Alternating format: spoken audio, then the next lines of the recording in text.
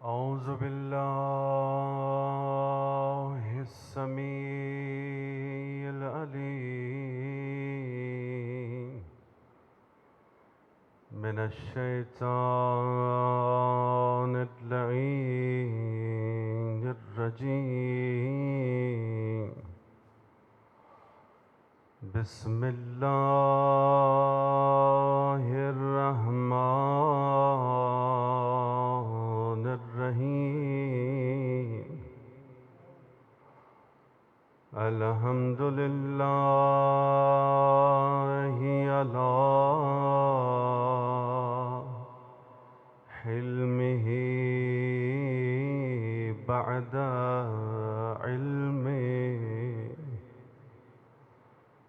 الحمد لله على عفوه بعد قدرته. والصلاة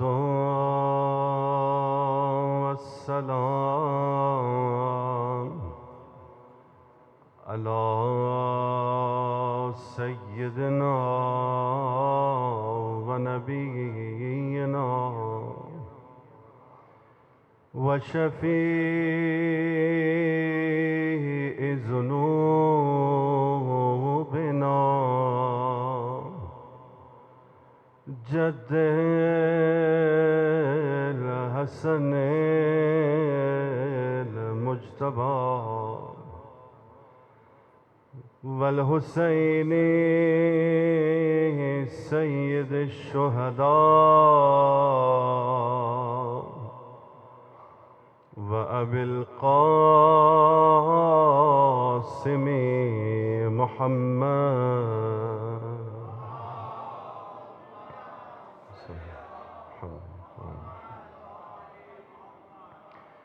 وعلى آله الطيبين الطاهرين المنتجبين المظلومين. ولعنة الله على أعدائهم أجمعين. دعا امام زمان علیہ السلام.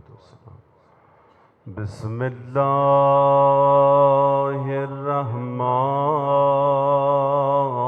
الرحيم. اللهم كل ولي الحجة ابن الحسن صلواتك عليه وعلى آبائه في هذه الساعة وفي كل ساعة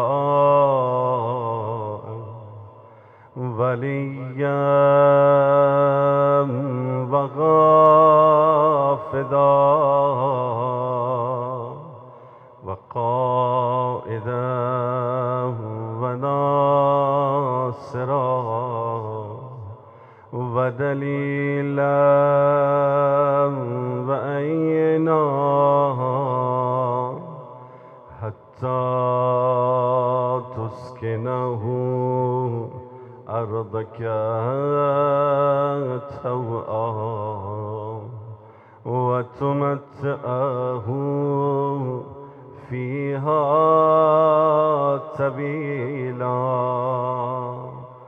برحمتك يا أرحم الراحمين. صلى الله وآل محمد. أما بعد فقد قال الله سبحانه وتعالى في كتابه الكريم بسم اللہ الرحمن الرحیم اللہ ولی الذین آمنوا یخرجہم من الظلمات الی النور والذین کفروا اولیاؤہم الطاغوت یخرجونہم من النور الی الظلمات اولئک اصحاب النار ہم فیہا خالدون صلوات۔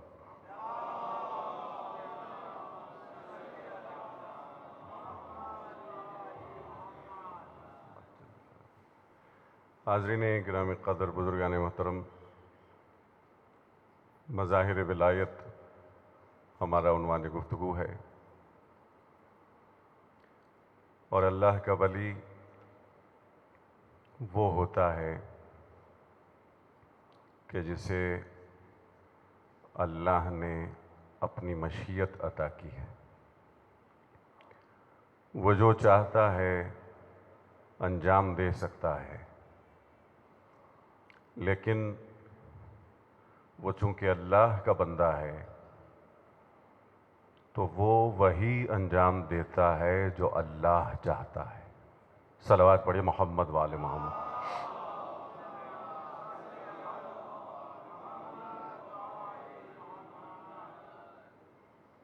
اسی لیے جان محترم،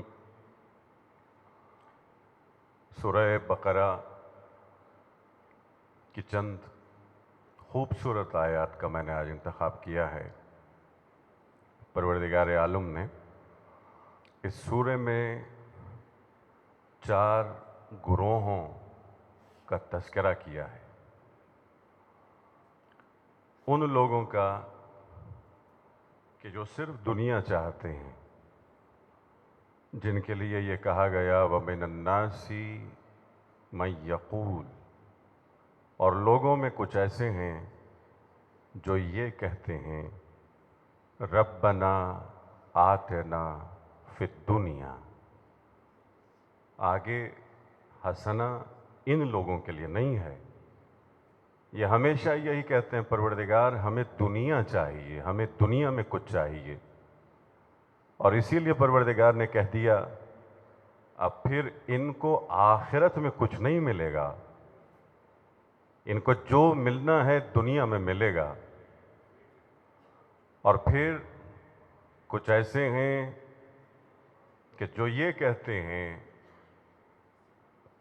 کہ من یقول ربنا آتنا فی الدنیا حسنہ وفی الآخرۃ حسنہ وقنا عذاب النار۔ یہ دوسرا گروہ ہے کہ جو یہ کہتا ہوا نظر آتا ہے کہ پروردگار ہمیں دنیا میں بھی نیکی چاہیے، دنیا میں بھی خیر چاہیے، آخرت میں بھی خیر چاہیے، اور ہمیں عذاب جہنم سے بچنا ہے، ہمیں عذاب جہنم سے نجات چاہیے۔ اور پھر ان میں تیسرا گروہ وہ ہے جو سب سے زیادہ خطرناک، جو سب سے بڑا دشمن ہے، وَمِنَ النَّاسِ، اور لوگوں میں کچھ وہ ہیں کہ مَن يُعْجِبُكَ قَوْلُهُ فِي الدُّنْيَا، یہ وہ ہیں کہ جن کے قول سے، جن کی باتوں سے انسان کو تعجب ہوتا ہے۔ تعجب اس طرح ہوتا ہے کہ اپنے دل میں کچھ رکھتے ہیں، اپنی زبان پہ کچھ لاتے ہیں۔ گویا منافقوں کی بات ہو رہی ہے کہ مسلسل قسموں پہ قسمیں کھاتے ہیں کہ ہمارے دل میں نور ایمان ہے، ہمارے دل میں محبت علی ہے، ہمارے دل میں محبت رسول ہے، ہمارے دل میں محبت پنجتن ہے، لیکن دراصل نہ محبت ہوتی ہے، نہ ایمان ہوتا ہے، نہ تقوی ہوتا ہے، صرف زبان سے کہہ رہے ہوتے ہیں کہ ہمارے دل میں ایمان ہے۔ اسی لیے کہا مَن يُعْجِبُكَ قَوْلُهُ، جو صاحب ایمان ہوتا ہے وہی تعجب کرتا ہے کہ یہ تو خود منافق ہے مگر ایمان کی باتیں کرتا ہے، منافق ہے مگر محبت علی کی باتیں کرتا ہے، منافق ہے مگر تقوی کی باتیں کرتا ہے۔ قرآن کہہ رہا ہے صاحب ایمان تعجب کرتا ہے اس لیے کہ وہ جانتا ہے کہ مومن کون ہے اور منافق کون ہے۔ صلوات پڑھیں محمد والے محمد پر۔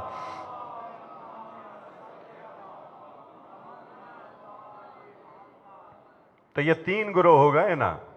ایک وہ گروہ کہ جو مسلسل یہی دعا کرتے ہیں کہ پروردگار ہمیں دنیا چاہیے، تو انہیں دنیا تو مل جاتی ہے لیکن آخرت نہیں ملتی۔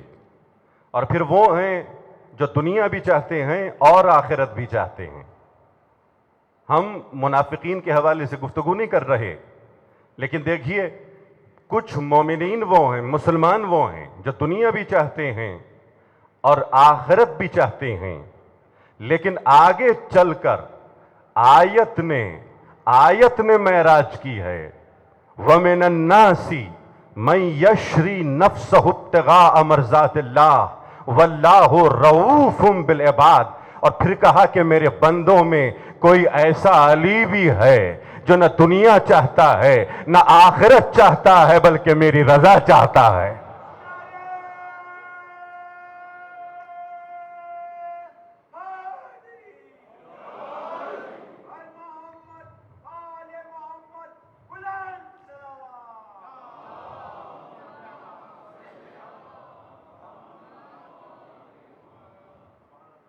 آپ پہنچ گئے شب ہجرت تک، وہ میری رضا چاہتا ہے، وہ میری مرضی چاہتا ہے، اس لیے کہ وہ مجھ سے محبت کرتا ہے، وہ میرا عاشق ہے، وہ میرا محب ہے، وہ نہ دنیا چاہتا ہے نہ آخرت چاہتا ہے، وہ میرے ساتھ رہنا چاہتا ہے، میری لقاء میں رہنا چاہتا ہے، میرے حضور میں رہنا چاہتا ہے، میرے ساتھ رہنا چاہتا ہے، اس لیے وہ میری رضا چاہتا ہے۔ اب اس رضا کے لیے، اس مرضی کے لیے وہ بستر رسول پہ سو رہا ہے، بستر رسول پہ سو رہا ہے۔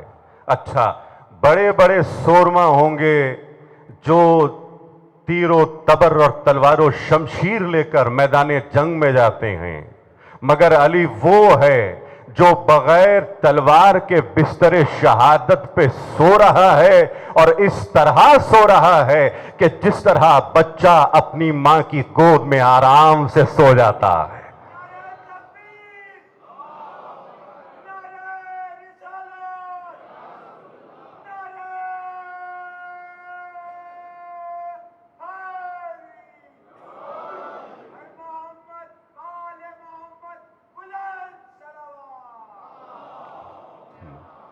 صلی علی محمد وعجل فرجہم۔ عزیزان محترم، مولا سوئے ہیں، علی سوئے ہیں، علی بن کر نہیں، نبی بن کر سوئے ہیں، نبی بن کر سوئے ہیں۔ یہ آپ کو تاریخ میں جا کے آپ پڑھیے تو آپ کو اندازہ ہو جائے گا کہ دشمنوں نے کہا کیا تھا، کہ ہمیں ذرہ برابر یہ محسوس نہیں ہوا کہ علی سو رہا ہے، ہم مسلسل یہ سمجھ رہے تھے کہ نبی سو رہا ہے، محمد مصطفیٰ سو رہے ہیں۔ صلوات پڑھی محمد والے محمد پر۔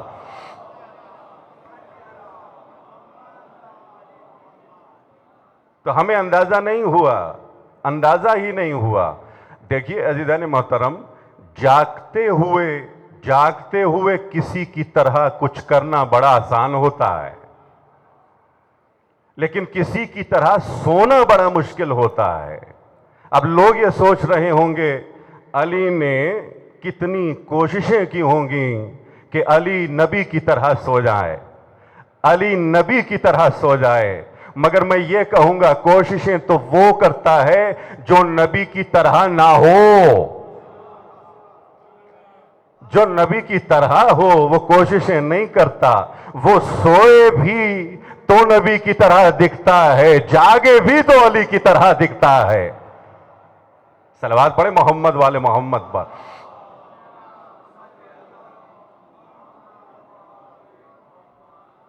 بارے دیگر صلوات پڑھیں محمد والے محمد پر۔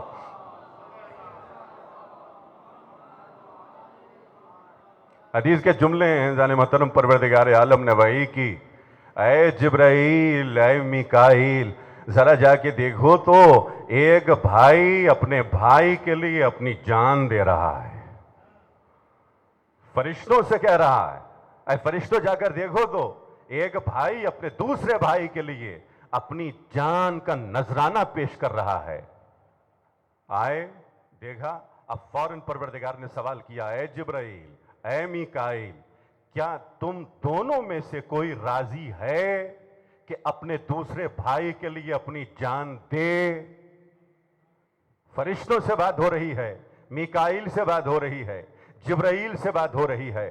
ہر کسی کو اپنی جان بہت پیاری ہوتی ہے، دونوں نے انکار کیا۔ پروردگار، ہم میں اتنی ہمت نہیں ہے کہ ہم اپنے بھائی کے لیے اپنی جان دے سکیں، اپنی جان دے سکیں۔ تو عزیزان محترم، جہاں یہ سرداران ملائکہ علی کی طرح نہیں ہو سکتے تو کوئی صحابی کیسے علی کی طرح ہو سکتا؟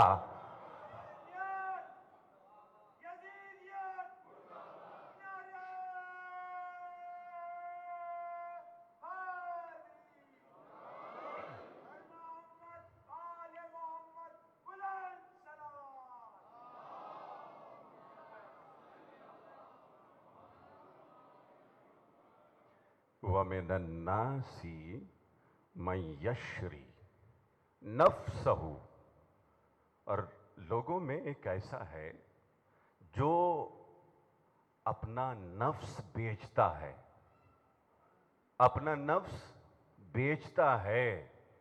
یشری، نفس بیچتا ہے۔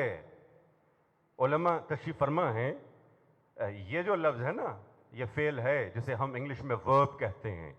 یہ جو ورب ہے نا، یہ ہے پریزنٹ ٹینس، پاسٹ ٹینس نہیں ہے، یہ ماضی نہیں ہے، یہ مضارع ہے۔ وہ اپنا نفس بیچتا ہے، بیچتا رہتا ہے۔ ماضی کے لیے نہیں کہا کہ علی نے کبھی ایک دفعہ اپنا نفس بیچا ہو، کسی ایک دفعہ اپنا نفس بیچا ہو، نہیں، علی نے مسلسل اللہ کو اپنا نفس بیچا ہے، مسلسل بیچا ہے۔ صرف ایسا نہیں ہے کہ علی نے شب ہجرت میں اپنا نفس بیچا ہو، شاب ابی طالب میں صرف اپنا نفس بیچا ہو، جنگ بدر میں صرف اپنا نفس بیچا ہو، جنگ خندق میں صرف اپنا نفس بیچا ہو، جنگ حنین میں صرف اپنا نفس بیچا ہو، جنگ نہروان میں صرف اپنا نفس بیچا ہو، نہیں، علی نے اپنی ولادت سے لے کر شہادت تک مسلسل اللہ کو اپنا نفس بیچا۔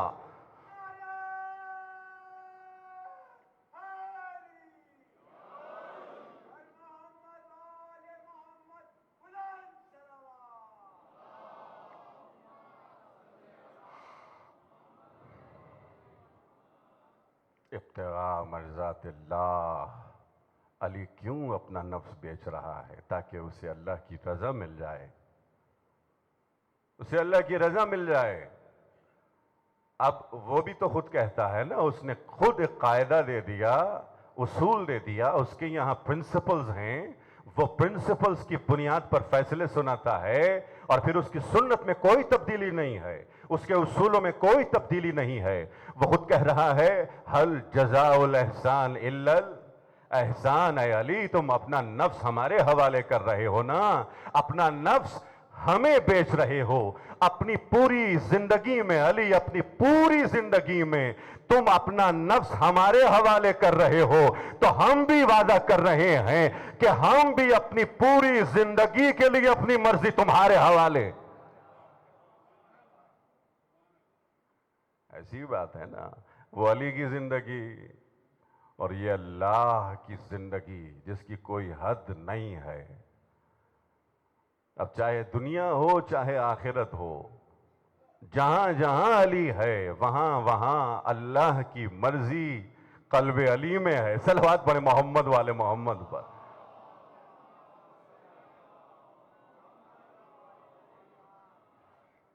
آپ کو نئے زاویے مل رہے ہیں نا اس آیت سے؟ یہ عرفانی تفسیر ہو رہی ہے جان محترم، یہ ہمارے بزرگ اور عرفا نے تفسیریں کیے ہیں۔ اور دیکھیے اب آیت نے کمال کر دیا، فَمِنَ النَّاسِ مَن يَشْرِي، جتنے بزرگ ہیں ذرا میری مدد کریں، من یشری نفسہ، نفسہ، آیت یہ تو نہیں کہہ رہی نا جسم ہو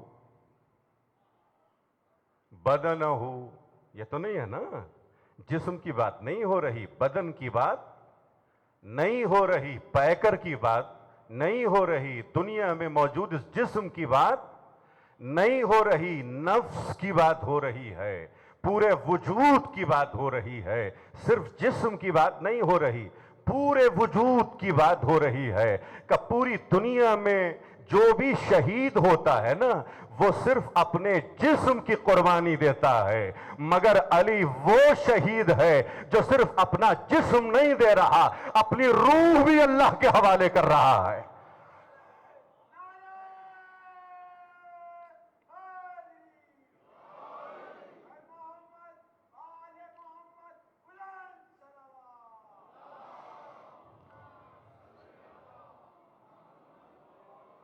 محمد وعجل فرجہم، مولا صرف اپنا بدن، اپنا جسم نہیں دے رہے، اپنا پورا نفس دے رہے ہیں، اپنی روح بھی دے رہے ہیں، یہ مولا کا مقام ہے۔ اچھا اب لفظ جو استعمال ہوا ہے نا ذرا محترم دیکھیے، یشری بیچنا ہے، بیچنا ہے، بیچا جا رہا ہے، حوالے کیا جا رہا۔ اچھا میں ذرا گھر کی مثال دے دوں، دیکھیے جب آپ اپنا گھر کرائے پر چڑھا دیتے ہیں پھر 1 سال بعد تو آپ کو گھر واپس مل جاتا ہے نا، لیکن جب آپ بیچ دیتے ہیں، جب آپ بیچ دیتے ہیں پھر گھر آپ کا نہیں رہتا، گھر آپ کا نہیں رہتا، مولا نے اپنا نفس بیچ دیا ہے، بیچ دیا ہے، اب یہ نفس علی کا نہیں ہے، اللہ کا ہے، اللہ کا ہے۔ جب یہ نفس اللہ کا ہو گیا ہے نا تو اسی لیے تو اب وہی اللہ علی کو کبھی لسان اللہ بنا رہا ہے، کبھی حسن اللہ بنا رہا ہے، کبھی ید اللہ بنا رہا ہے تو کبھی نفس اللہ بنا رہا ہے۔ اب سمجھ میں آ رہا ہے کہ یہ جو علی اپنا نفس بیچ رہا ہے تو اس منزل پر بیچ رہا ہے نا، اب نفس تو باقی رہا نہیں، جب نفس باقی نہیں رہا تو اب جو وہ کرتا ہے وہ علی میں دکھائی دیتا ہے، جو وہ کرتا ہے وہ علی میں ظاہر ہوتا ہے، اس کی صفات ظاہر ہوتی ہیں، اس کی قدرت ظاہر ہوتی ہے، اس کا علم ظاہر ہوتا ہے، اس کا لطف ظاہر ہوتا ہے۔ علی بولتا ہے کہ نہیں، زبان علی کی ہوتی ہے، اللہ بولتا ہے، اللہ اکبر، زبان علی کی ہوتی ہے، بولتا وہ ہے، بصارت علی کی ہوتی ہے، دیکھتا وہ ہے، ہاتھ علی کے ہوتے ہیں، قدرت اس کی ہے، عمل وہ کرتا ہے۔ شاید بعض بچے پریشان ہو گئے، میں دلیل لاؤں، خود مولا کائنات نے در خیبر کو اکھاڑ کر یہی کہا تھا کہ یہ میری قدرت نہیں، اللہ کی طاقت میرے ہاتھوں میں ظاہر ہوئی۔ صلوات پڑھیں محمد والے محمد ہوا۔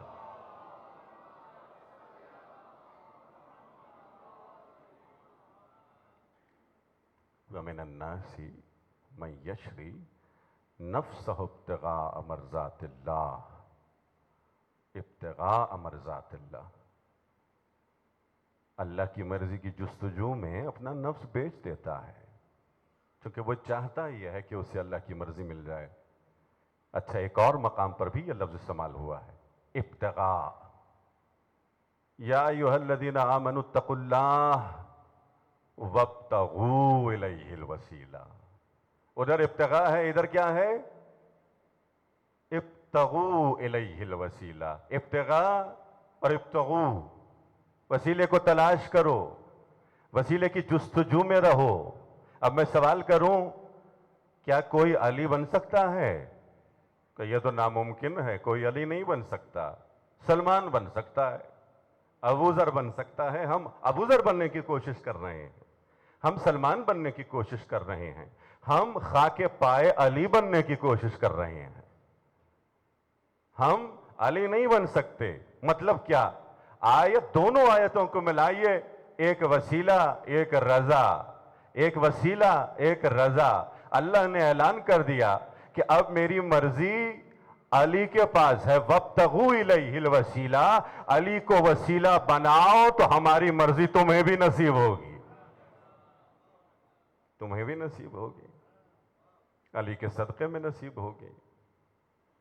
وَاللَّهُ رَؤُوفٌ بِالْعِبَادِ، اور اللہ بڑا مہربان ہے، بخشنے والا ہے، اپنے بندوں کو بخشنے والا ہے، وہ معاف کر دیتا ہے، وہ بخش دیتا ہے، رؤوف ہے، وہ صاحب رافت ہے، مہربان ہے، بخشنے والا ہے۔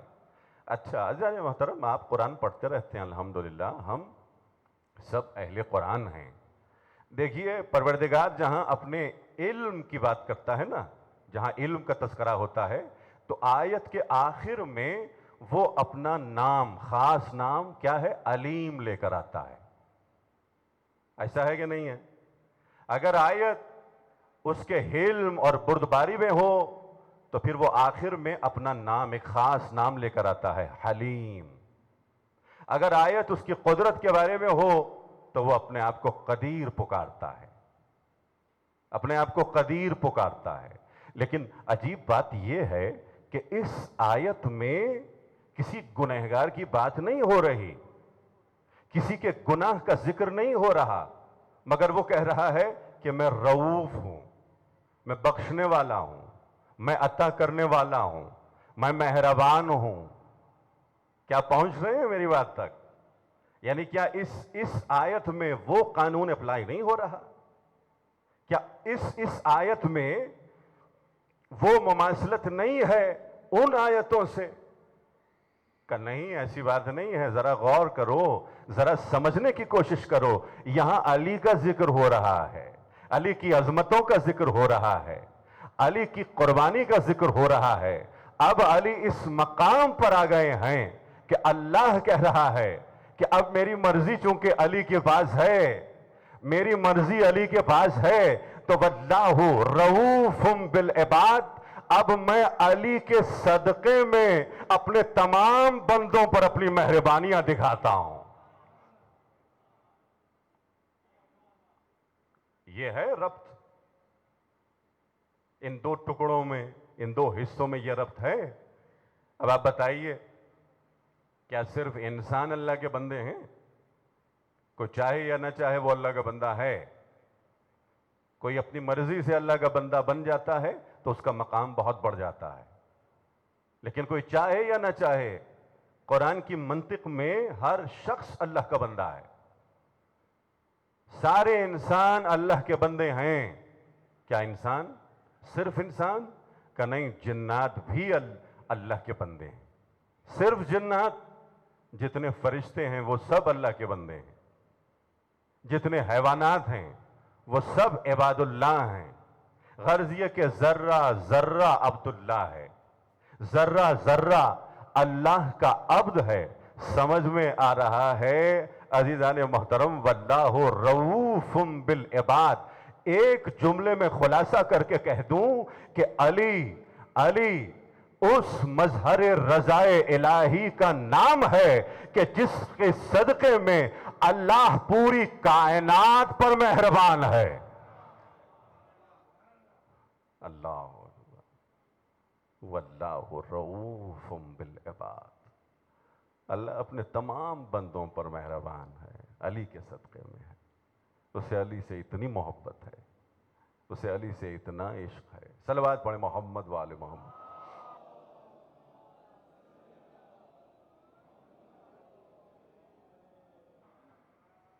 بار دیگر صلوات پڑھیں محمد وآل محمد۔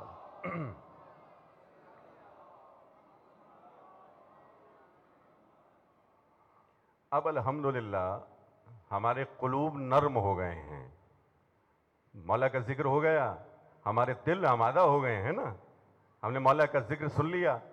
اب آپ یہ چاہیں گے کہ آپ کو میسج بھی دوں؟ آپ سب اگر تیار ہیں تو میں دیکھتا ہوں بلند آواز سے صلوات پڑھی محمد والے محمد پر.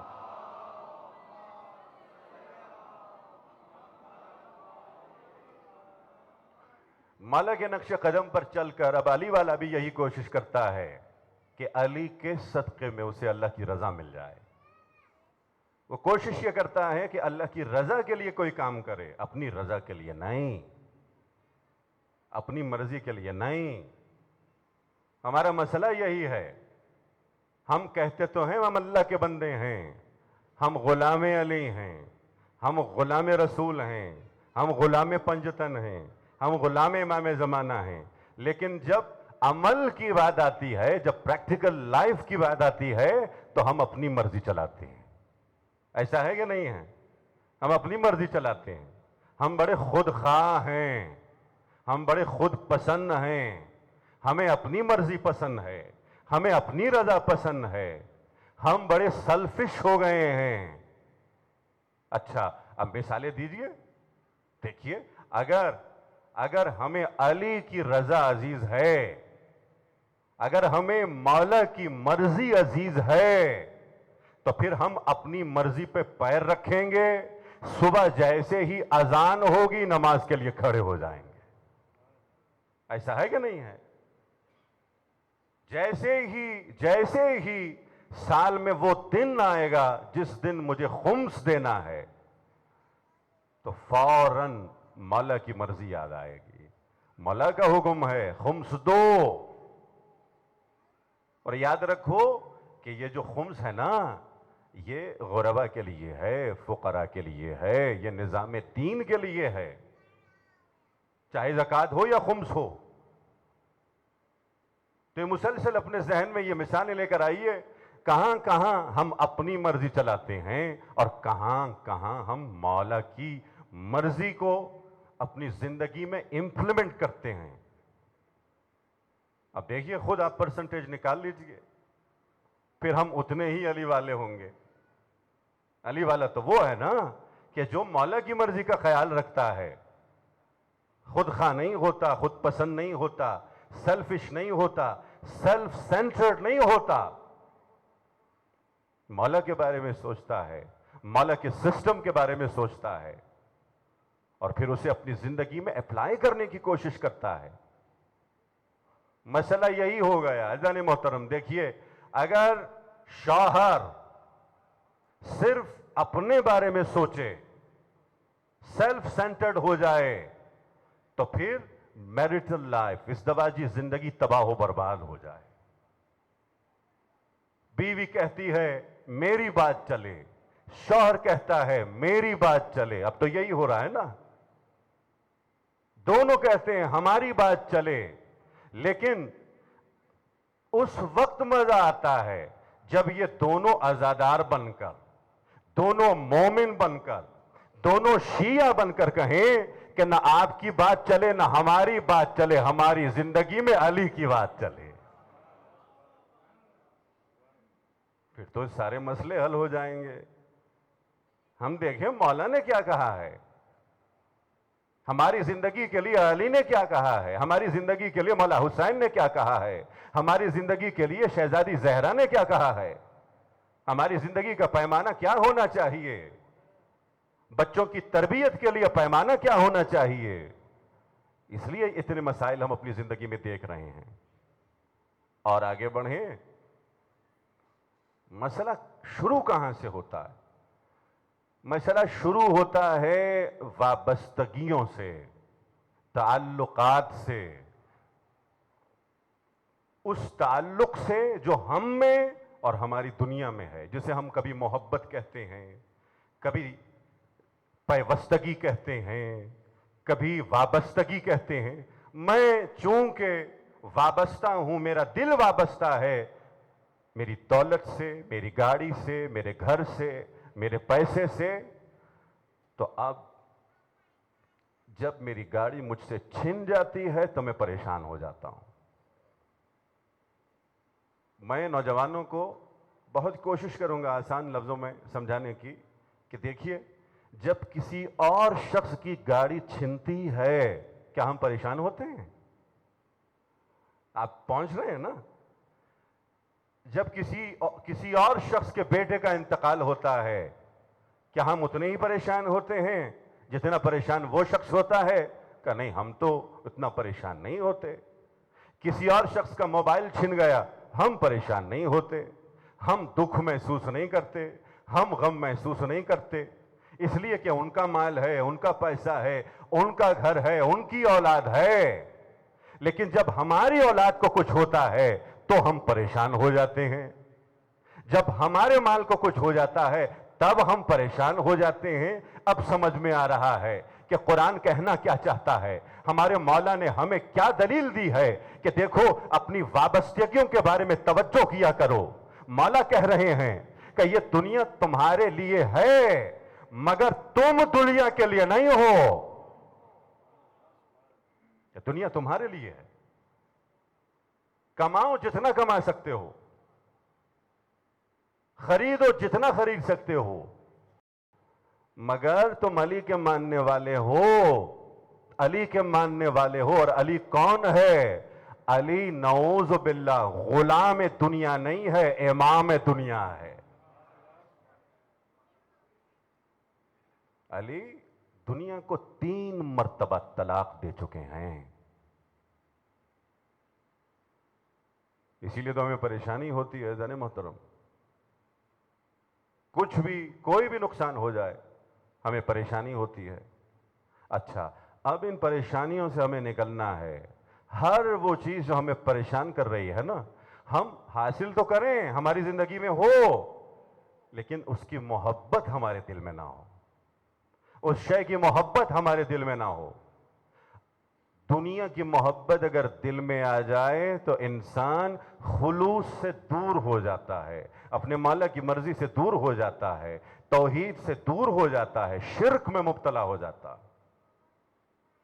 عملی طور پر میں عقیدے کی بات نہیں کر رہا، اپنی پریکٹیکل لائف میں شرک کرنے لگتا ہے، عقیدے میں نہیں۔ عقیدے میں الحمدللہ ہم سب توحید کے ماننے والے ہیں، ہم صرف ایک اللہ کے ماننے والے ہیں، لیکن ہم پریکٹیکلی مشرک ہو جاتے ہیں، جہاں اللہ سے بھی محبت ہے، گاڑی سے بھی محبت ہے، اللہ سے بھی محبت ہے، پیسے سے بھی محبت ہے، اللہ سے بھی محبت ہے، موبائل فون سے بھی محبت ہے۔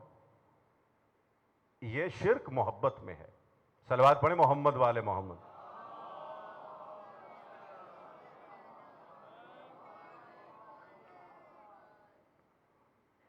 تو جانے محترم، ایک بہت بڑا میسج ہم اس آیت سے لے رہے ہیں، مولا سے لے رہے ہیں۔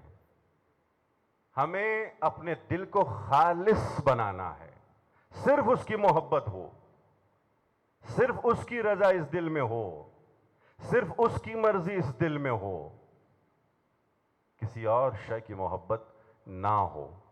اب جو شے بھی بغیر اللہ کے، بغیر اہل بیت کی محبت کے اس دل میں آ جائے وہ آلودگی ہے، اور ہمیں اس کو خالص بنانا ہے، ہمیں اس منزل پہ پہنچنا ہے کہ یہ دل خالص ہو جائے۔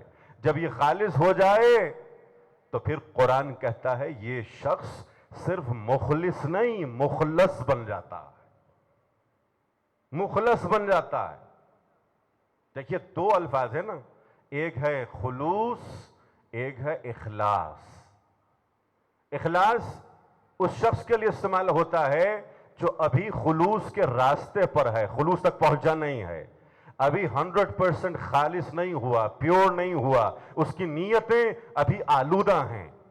لیکن جب وہ 100% پیور ہو جاتا ہے، خالص ہو جاتا ہے، پھر کہتے ہیں اسے اللہ نے خلوص دے دیا، یہ خالص ہو گیا۔ ہمیں اس منزل تک پہنچنا ہے۔ صلوات پڑھیں محمد والے محمد پر۔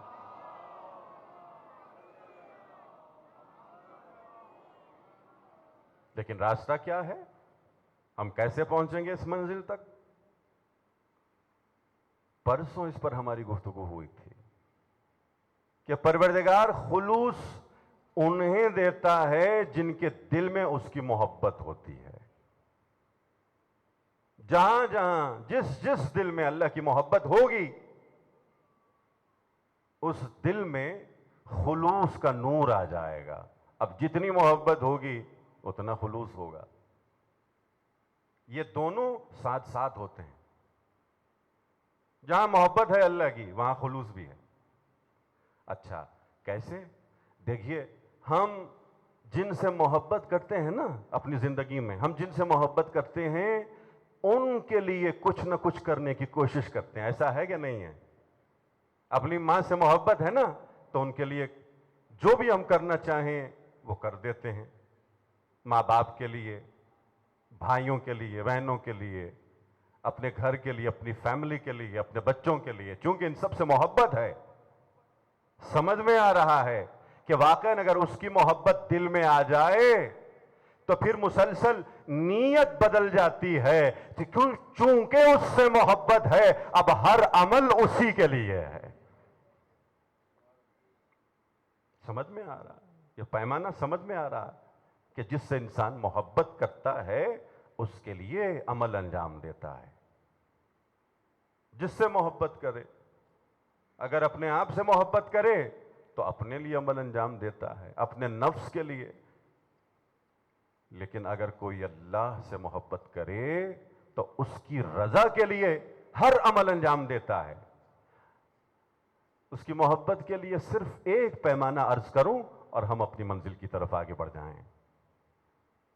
وہ یہ ہے کہ کوئی حضرت آیت اللہ بہجت کی خدمت میں حاضر ہوا کہ قبلہ میں کیا کروں کہ مجھے مجازی عشق ہو گیا ہے، کسی نامحرم سے نہیں. اس نے کہا مجھے اپنی بیوی سے لامحدود عشق ہو گیا ہے کہ میں اپنی بیوی کے بغیر جی بھی نہیں سکتا. میں ہمیشہ کوشش یہی ہوتی ہے ان کے ساتھ رہوں، مسلسل دیکھتا رہوں، ان کی خدمت میں رہوں. یہ بڑا مسئلہ ہے کہ نہیں؟ لیکن اب موضوع یہ نہیں ہے کہ کس طرح یہ عشق مجازی عشق حقیقی میں تبدیل ہو جائے. لیکن اس نے سوال کیا، اس شخص نے سوال کیا قبلہ آپ مجھے کوئی حل دیجئے، میں کیسے اللہ سے محبت کروں، اس کی محبت میرے دل میں آ جائے. تو آیت اللہ بہجت نے اب یہ نہیں کہ بہت بڑی کہانی سنائی ہو، صرف ایک جملہ کہا کہ برخوردار اس سے محبت کرو جو ہمیشہ کے لیے ہے. اس سے محبت کرو جس کے حسن کی کوئی حد نہیں ہے. اس سے محبت کرو جس کے کمال کی بھی کوئی حد نہیں ہے. 3 جملوں میں بات مکمل ہو گئی. اس سے محبت کرو جس کے کمال کی کوئی حد نہیں ہے. اس سے محبت کرو جس کے حسن کی کوئی حد نہیں ہے. اس سے محبت کرو جو ہمیشہ کے لیے ہے. 3 الفاظ استعمال کیے ہیں، جو ادوم ہے، جو اکمل ہے، جو احسن ہے. کہ اس سے کیوں محبت کرتے ہو؟ اس سے کیوں محبت کرتے ہو جس کا حسن آج تو ہے کل ختم ہو جائے گا. اس سے کیوں محبت کرتے ہو کہ اگر اس میں 4-5 خوبیاں ہیں تو شاید 10-12 خامیاں بھی ہیں. اس سے کیوں محبت کرتے ہو کہ جس کا کمال مکمل نہیں ہے. سمجھ میں آ رہا ہے کہ وہ کتنا عزیزان محترم. دیکھیے میں جملہ دینے لگا ہوں اور انشاءاللہ ہم چلیں گے اپنی منزل کی طرف. وہ کتنا با کمال ہوگا جس نے علی جیسا با کمال خلق کیا ہے. جس نے علی جیسا با کمال خلق کیا ہے. اللہ اکبر. اور وہ خود کتنا حسین ہوگا جس نے حسن اور حسین جیسے امام خلق کیے. وہ خود کتنا حسین ہوگا جس نے حسین کو خلق کیا. وہ خود کتنا حسین ہوگا. وہ خود کتنا حسین ہوگا جس نے علی اکبر کو خلق کیا ہے، جس نے اونو محمد کو خلق کیا، جس نے قاسم جیسا شہزادہ خلق کیا. وہ خود کتنا حسین ہوگا. وہ کتنا حسین ہوگا. دیکھیے مولا حسن کا نام ہی حسن ہے کہ جس نے حسن کو خلق کیا ہے، سراپا حسن کو خلق کیا ہے. حسن جہاں حسین ہے وہاں غریب بھی ہے.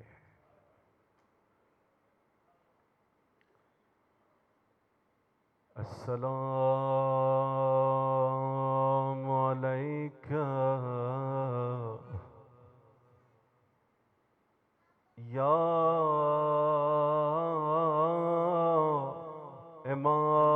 امام الغریب ایہا الامام الغریب.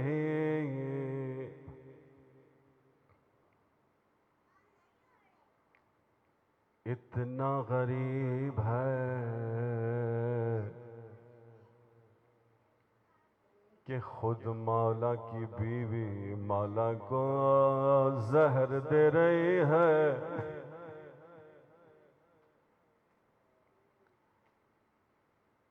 کوئی غریب سے غریب جنازہ بھی آپ نے دیکھا ہوگا، مگر حسن کے جنازے جیسا غریب کوئی جنازہ نہیں ہے.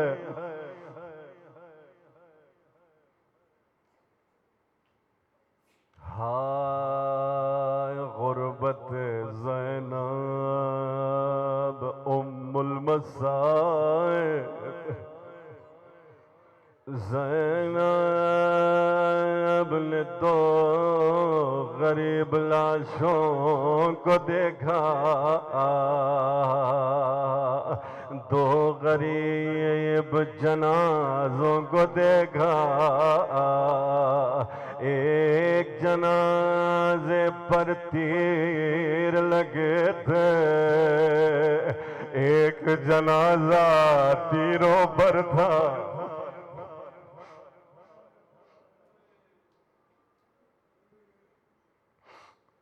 ایک جنازہ تیروں پر تھا. حسن میرا غریب مولا، مولا حسین بھی ہیں. کہ بھیا حسن نے مولا حسین سے کہا حسین اس تشت کو چھپاؤ، اس میں میرے جگر کے ٹکڑے ہیں، کہیں زینب کی نظر نہ پڑے.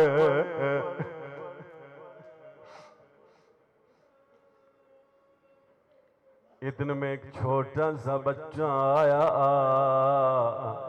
مولا حسن کے سینے سے لگ گیا. ام فروہ کہتی ہیں قاسم تیرے بابا کے سینے میں درد ہے. کہا ام فروہ قاسم کو مجھ سے جدا نہ کرو، اور جب قاسم میرے سینے لگتا ہے تو مجھے سکون ملتا.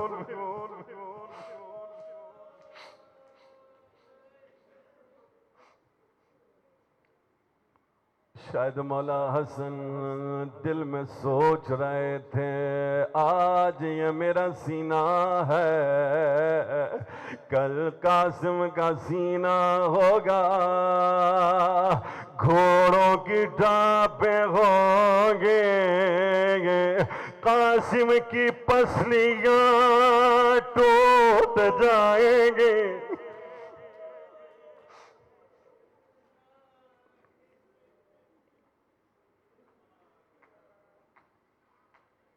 شب عاشوراء یہ شہزادہ مولا حسین کی خدمت میں آیا. امو جان کیا میرا نام بھی شہداء کی فہرست میں ہے؟ میرے مولا نے کہا قاسم شہداء کے ناموں میں ششماہ علی اصغر کا نام بھی ہے۔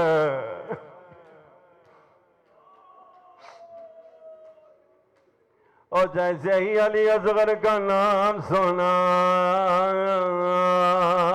قاسم کی رگوں میں بنی ہاشم کی غیرت ہے کہ امو جان کیا یہ دشمن ہمارے خیموں میں آ جائیں گے؟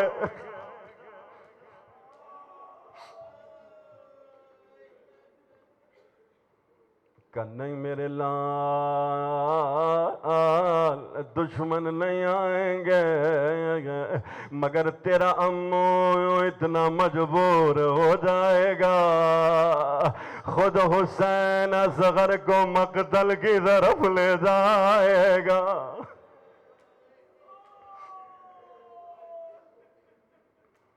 بس روز عاشورا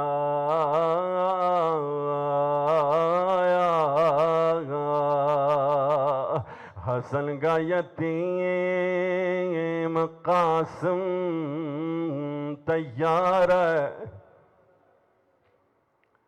ام فروا خیمے میں آئی، کیا دیکھا قاسم اپنے گھٹنوں میں سر دے کے رو رہا ہے۔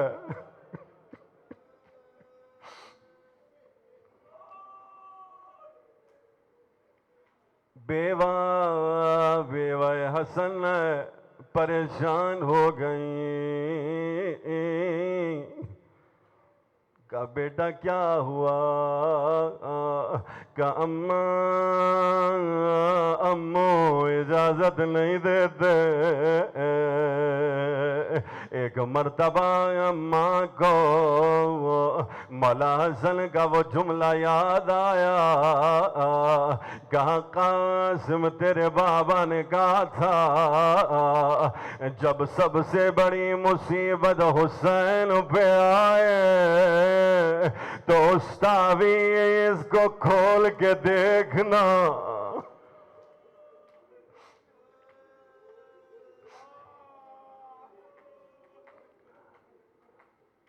جناب قاسم نے تعویذ کو کھول کے دیکھا، کیا لکھا ہوا ہے؟ مولا حسن نے لکھا ہے قاسم جب میرا بھیا حسین غریب ہو جائے، جب حسین تنہا ہو جائے، میری طرف سے اپنی جان حسین پہ قربان کر دینا۔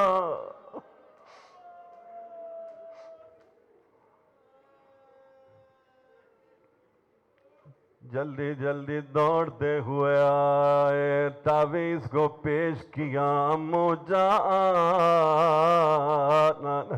یہ میرے بابا کا لکھا ہوا خط ہے۔ مولا حسین نے لیا، پڑھا، آنکھوں سے لگایا، ایک غریب بھائی کو بھائی کی یاد آئے،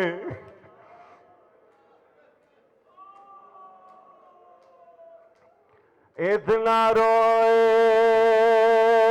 کہ غش کھا کے گر گئے۔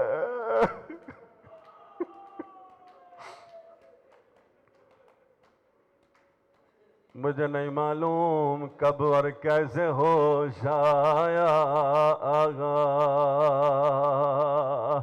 مگر جب ہوش آیا قاسم کو تیار کیا،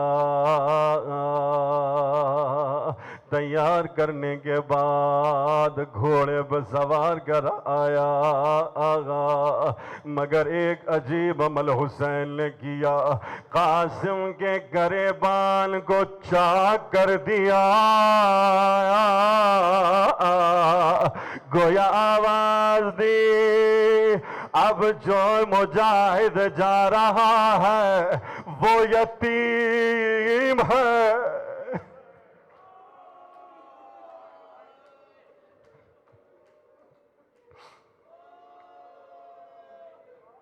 وہ یتیم مجتبی ہے، مجتبی کا لال میدان میں آیا، حیدر کرار کا پوتا ہے، بڑی شجاعت سے لڑ رہا ہے، لڑتے رہے مگر ظالموں نے گھیر لیا۔ ایک ظالم نے گرز سے وار کیا، قاسم گرے، آواز دی یا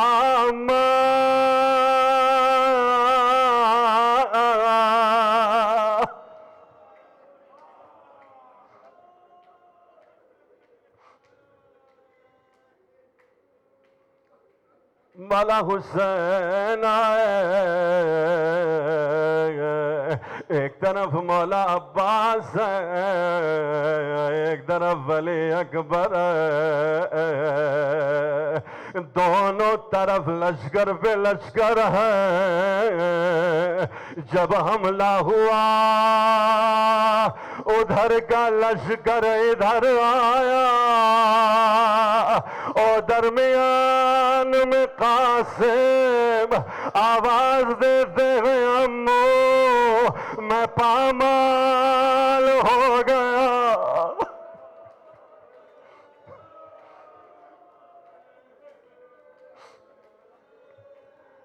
امو میں پامال ہو گیا، امو میری پسلیاں ٹوٹ گئیں، مگر شاید قاسم اس مصیبت کو یاد کر رہے تھے جب زہرا در و دیوار کے درمیان تھی اور زہرا کی پسلیاں بھی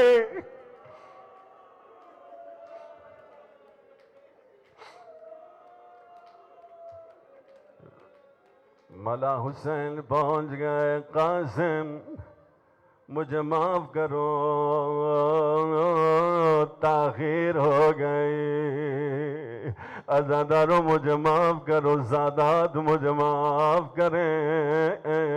حسین نے ایک عبا بچھائے، او قاسم کی لاش کے ٹکڑے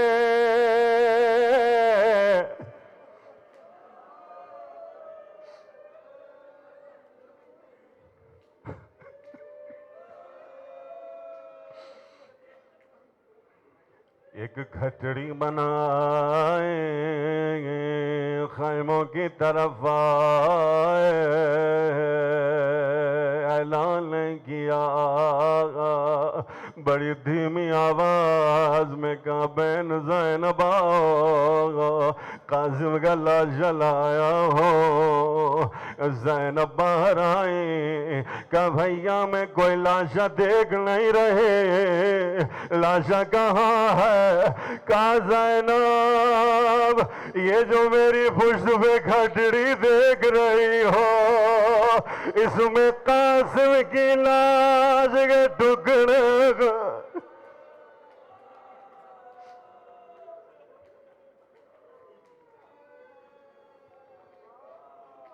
زینب اس میں قاسم کی لاش کے ٹکڑے ہیں۔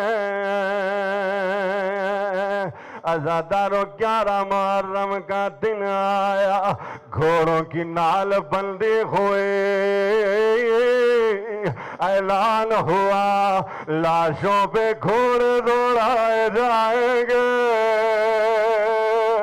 ایک مارو کے کہتی تھی ہائے میرا قاسم زندگی میں بھی پامال ہوا، بعد شہادت بھی پامال ہوا. ماتم حسین یا حسین یا حسین یا حسین. استقبال کریں استقبال کریں.